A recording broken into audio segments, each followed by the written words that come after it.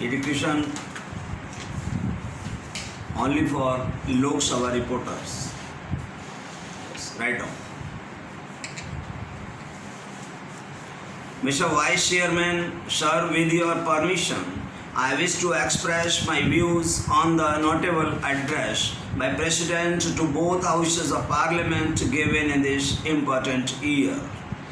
There is no doubt that the President has been kind enough to refer to many important matters in his address. Even so, some other matters have not been referred to by him. He has begun his address with a reference to Bangladesh. The courage shown by men and officers of our armed forces in the Bangladesh struggle and the firmness with which our Prime Minister acted in getting Bangladesh liberated deserve our commendation.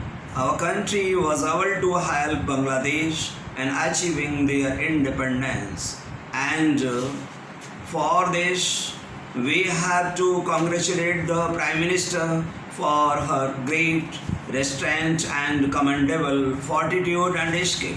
They discharged their duty despite opposition by many countries of the world. And we all congratulate the government and the Prime Minister for this, and in so doing, I am only doing my duty. Sir, the President has referred, among other things, to the matter of self-sufficiency in food. We have achieved self-sufficiency, although we passed through the problem of war and of refugees. As a result of this recent conflict, the aid that was coming to us from America has been stopped. And in such a situation, it is imperative that we become self-sufficient and we stand on our own feet and try to solve our problems. This is the main point made by the President, and it is heartening to hear these points from the President. We should pay greater attention to agriculture. In recent years, the monsoon has been helping us, as a result of which our green revolution has been a success and we have had good crops. The President has said that prices should be controlled.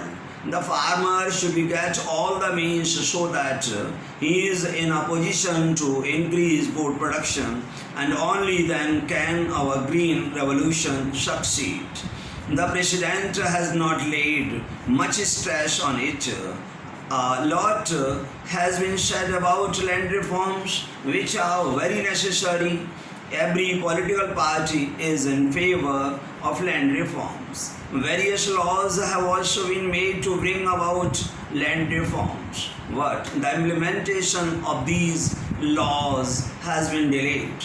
We should take immediate steps to confer ownership rights on tenants.